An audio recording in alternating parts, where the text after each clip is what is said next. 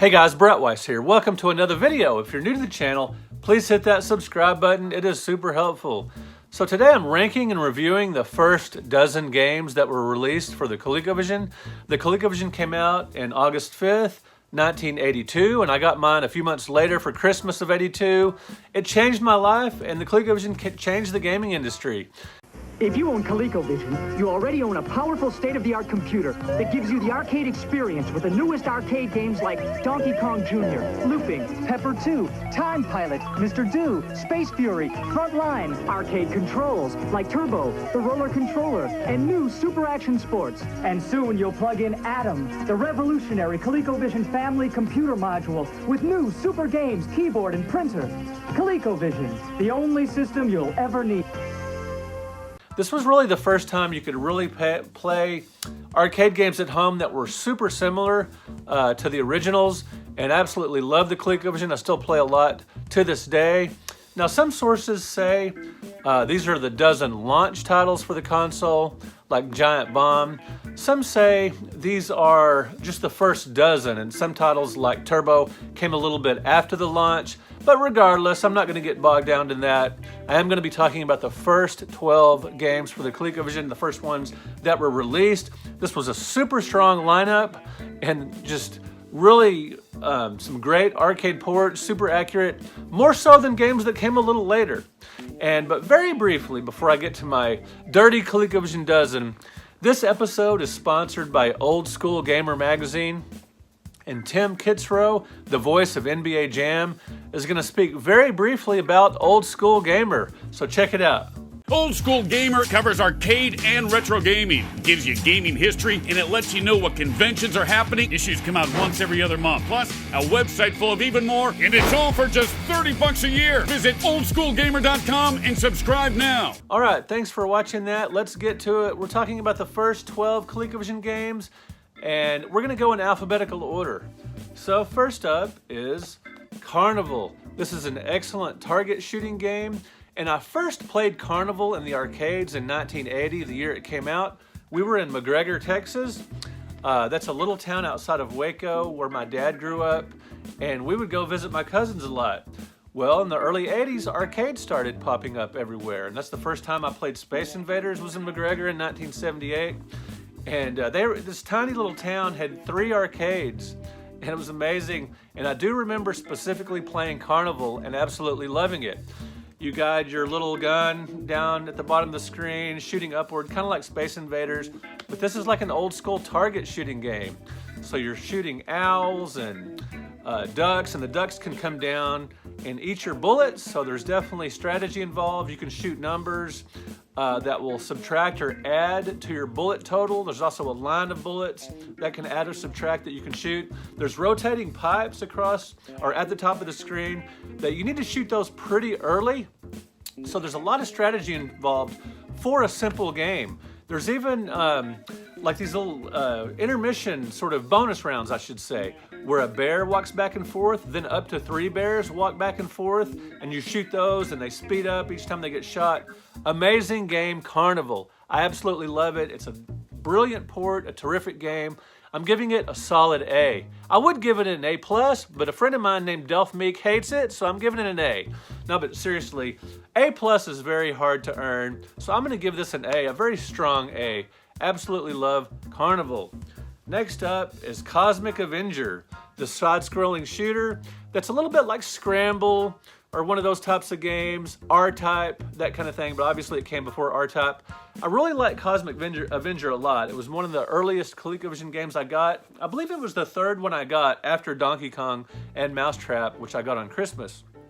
I played the heck out of Cosmic Avenger. It's an outer space shooter that also goes underwater. You're firing missiles at rockets and ships. You drop bombs on ground-based targets. It's not as good or dynamic as a game like Scramble or Defender, but it is a fantastic game. It's a solid arcade port. You can go faster or slower. You know, it doesn't just automatically scroll one speed, so that's pretty cool. There are heat-seeking missiles that will come after you. There's a lot going on in this game. I'm going to give it a solid B. I really like it, and I would recommend that you go slow in the game. You can speed up, but that's more dangerous. Cosmic Avenger, really solid shooter, solid port, and I played a lot back in the day, and I still play it from time to time. Cosmic Avenger. Next up is one of the most iconic video games of all time, both in the arcades and for the home. That is Donkey Kong, the legendary Donkey Kong for the ColecoVision. Not only was this legendary in the arcades, it was legendary for the ColecoVision because it was the pack-in title. It was the first game I saw for the ColecoVision when I saw that commercial on TV in the summer of 1982, and I saw the screenshots, the game in action, the gameplay for Donkey Kong. I could not believe what I was seeing. A cartoon-like game with great graphics, recreated near perfectly at home. Amazing. It is missing some animated intermissions. It's missing the conveyor belt level of the 4 levels in Donkey Kong. You know, you're climbing, you're grabbing a hammer to hit barrels, you're jumping over barrels. Donkey Kong is at the top of the screen. You are Mario or Jumpman in the arcades. It's a great game. Now in this game, when you grab a hammer, it actually makes you invincible instead of just being, able to hit barrels with the hammer. If a barrel hits your body, you're still invincible, unlike in the arcade game. So there are some differences. No animated intermissions, but it's still a remarkable port. And Donkey Kong is still a very playable game. I'm gonna give this one a B+. Now in terms of influence on the arcade, in the home console industry, just system seller this was, it deserves an A+, but just for gameplay and everything, I would give it a B+. Really solid Donkey Kong. Because, in the years since, I've gotten other Donkey Kong games that have all 4 screens, so it hasn't aged as well as some of the games on those lists, but it is still solid. Next up is Ken Uston's Blackjack Poker. Now I do have a boxed copy of this that I got at just kind of a little thrift store / collectible shop years ago. Just paid a couple of bucks for this, but I got the cartridge only, back in 1983 at a garage sale. I bought 3 games at a garage sale for $1 a piece. That was the first time I ever saw ColecoVision games at a garage sale, and I was absolutely floored that I could, you go to Toys R Us, ColecoVision games, most of them were $30, and to see some in 1983, I'm talking early 1983, before I started seeing games being clearanced at the store, I saw Ken Uston's Blackjack Poker for $1 at a garage sale. And that was pretty cool. It's got solid graphics. It's not quite as elaborate as the Las Vegas Blackjack Poker for the Intellivision, but it is a solid game. It's got great looking graphics, and the 5-card stud game, it's similar to the electronic poker machines you'll see at casinos. So, and gambling is not the most riveting game on video games because you don't win real money. And it's not, I prefer shooters or action games or maze games, climbing, platformers or whatever. But I'll give it a solid B- because it does what it does pretty well. Next up is Ladybug. Now Ladybug is spoiler alert, my all-time favorite game for the ColecoVision. Now, many of you know that Mr. Do is my favorite game overall, the arcade and Super Nintendo version. But the the ColecoVision port is not as accurate as Ladybug for the ColecoVision. Ladybug is remarkable. It's an amazing port. It looks and plays so much like the original. As a matter of fact, the Free Play Arcade in Arlington, about half an hour from my house in the Dallas-Fort Worth area, has Ladybug, and so I played it recently, and holy cow, it plays so much like the ColecoVision version.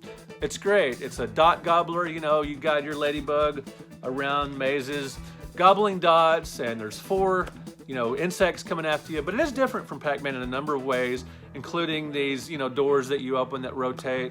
Great stuff. There are some differences from the arcade version. So in the arcade version, there's a wedding scene where you can win an extra game, but since winning an extra game is not really a big deal at home, obviously, the designers did something really cool and put a special vegetable garden in, where you just go around gobbling vegetables like a bonus round, which is really awesome. Love it.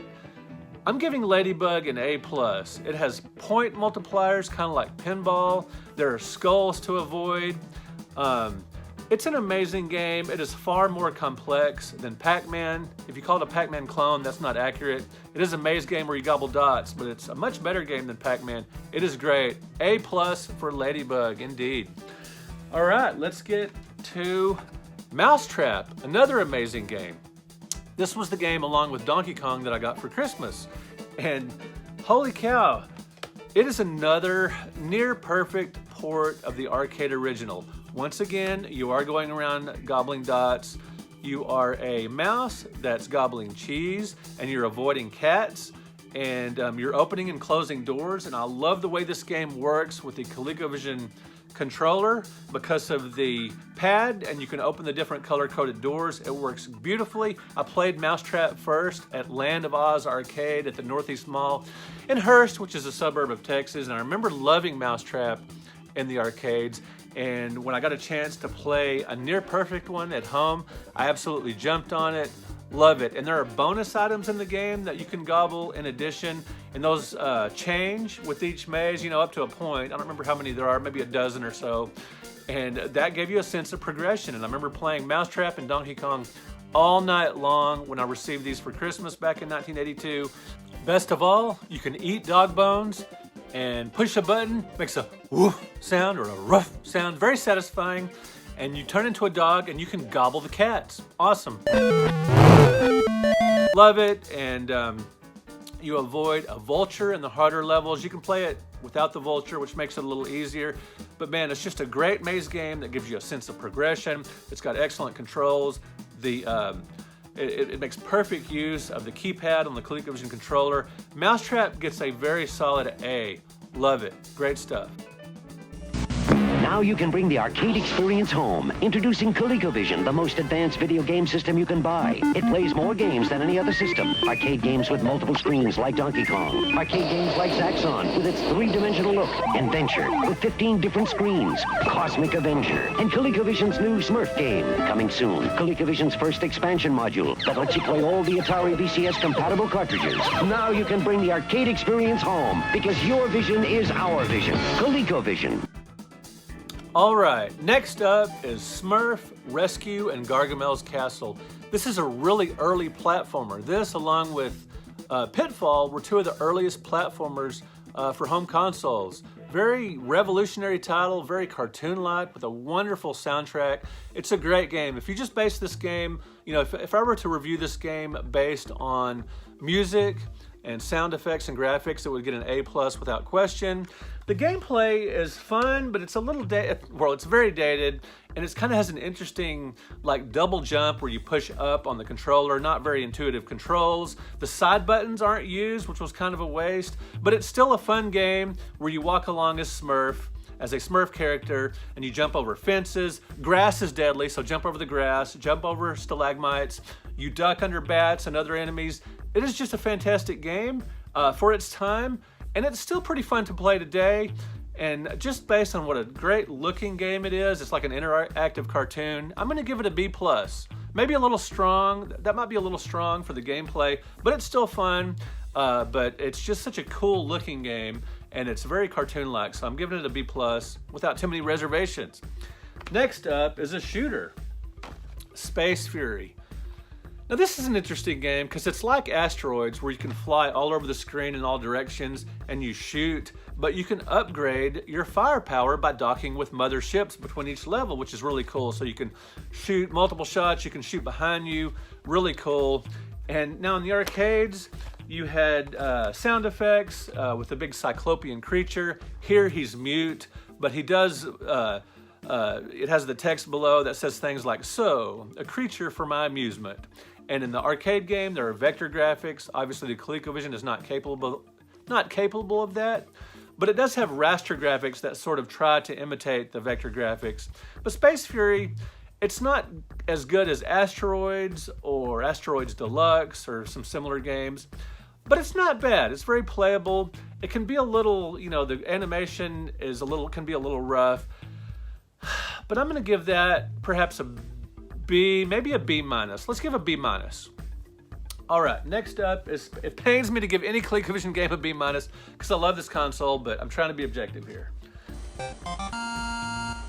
Next up is Space Panic. Now this game, not everybody loves it. The video game critic, a guy who I've quoted in some of my books, he can't stand this game. Didn't quite connect with him, but I absolutely love it. You climb up and down ladders. You walk across platforms connected by said ladders. You guys know I love climbing games. You dig holes to trap aliens, and you cover up the holes to kill them. And you can create chain reactions, which is awesome, and you give you extra points. And some of these aliens are tough, so you have to drop them down several levels. It has elements of Dig Dug and Mr. Doo's Castle. I love Space Panic. It's a lot of fun, and it does have strategies. And it's tough. It can be a tough game if you pick one of the harder difficulty levels. I'm giving this one a B+. The graphics maybe are a little flat, but I don't care. Great game, B+. Next up is one of the most vaunted games in the ColecoVision library. That is Turbo. Turbo for the expansion module number 2, the driving module, the steering wheel. Wow, what an amazing game for a home console. It looks so great. You drive your car, your sports car, you race on winding roads, dodging and passing other cars. You drive on city streets, there's icy mountain roads, tall buildings. The game absolutely looks gorgeous. Now the transition from scene to scene can be a little choppy, but hey, this was 1982, but the game looks great and it plays really well. I'm giving this an A, and you can use the ColecoVision steering wheel and you have the gas pedal. I love that. That is awesome. Turbo. And if I recall, because I always use the driving module with this game. I think that's required for it. And I believe there's a homebrew company that made a version of this game where you can use the standard ColecoVision controller. But regardless of how you play Turbo, it's a lot of fun. I definitely recommend the steering wheel. I'm giving Turbo an A. Next up is Venture, the penultimate game on this list here. Again, we're going alphabetically.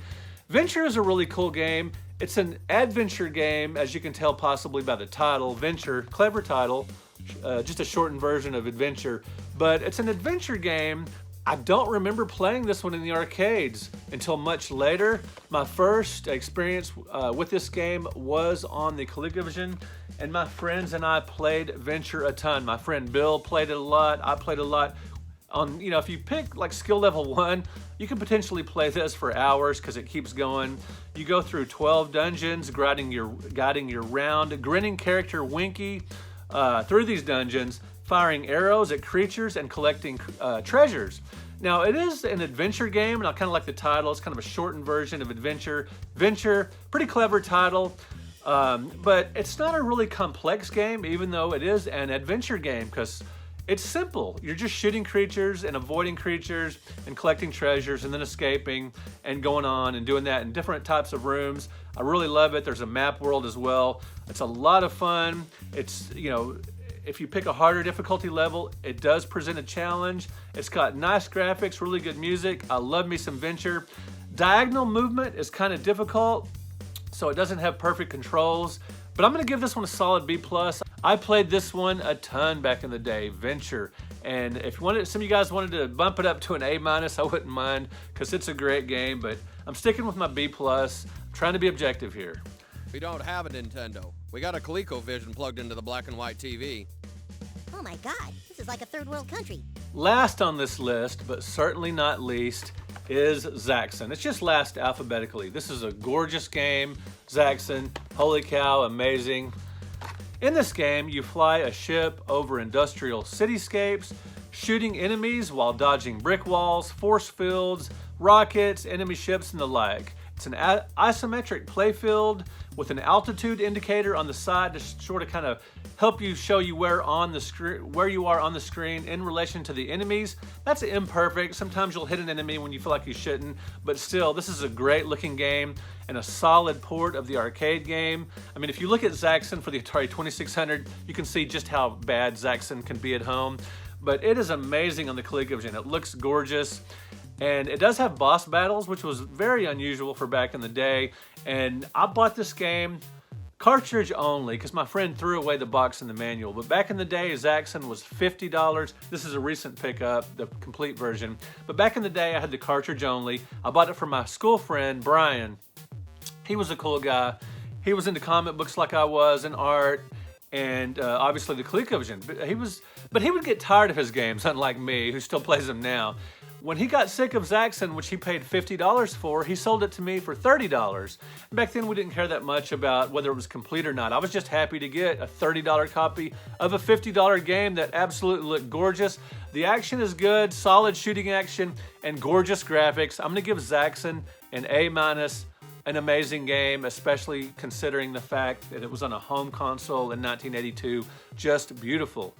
Now let me know in the comments, what were some of your early experiences with these ColecoVision games? This was the first dozen titles released for the ColecoVision. So let me know, what is your favorite game on this list? And as you guys know, I do write books about video games, and I review every single game for the ColecoVision in this book, and I will put a description in this video how you can get a signed copy from me, or you can pick it up on Amazon as well. Thank you guys for watching. Thank you for subscribing to the channel, and thank you for your comments. I really appreciate it. I love me some ColecoVision, so this was a really fun video for me to do. We will talk to you guys later.